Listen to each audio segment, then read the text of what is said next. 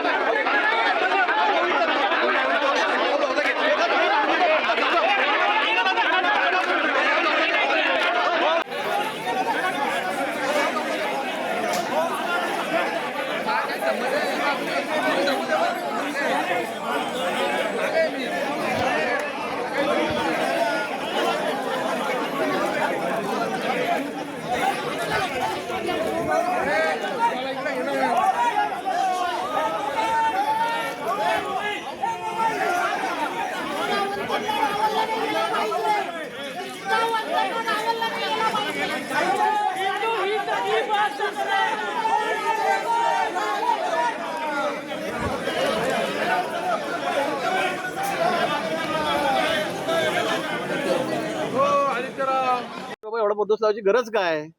मी तर कधी बंदोबस्त घेत नाही, तुम्हाला माहिती आहे. मी उलट त्यांना तिथे सांगितलं, इतकी धावपळ करतो ना, म्हटलं थांबा, तुम्ही तर मागे थांबा, म्हटलं माझ्या गाडीच्या पुढे पळू नका तुम्ही. आपल्याला ही सवय नाही अशी गोंधळ झाला की बंदोबस्त घ्यायची. त्यामुळे थोड्याफार प्रमाणात कार्यकर्त्यांची नाराजी असू शकते, कारण त्या त्या प्रभागात ते जुने कार्यकर्ते काम करणारे असतात. पण वर्षानुवर्षे आम्ही त्या प्रभागावर निवडून येत, आपल्याला याची कल्पना आहे. ते ठराविक असे कार्यकर्ते आहेत की ते निवडून येत असतात, विरोधात राहू द्या का सत्तेत राहू द्या. त्यामुळे मग काही ठिकाणी तडजोड करावी लागते, एखाद दुसरा इकडचा तिकडचा घ्यावा लागतो.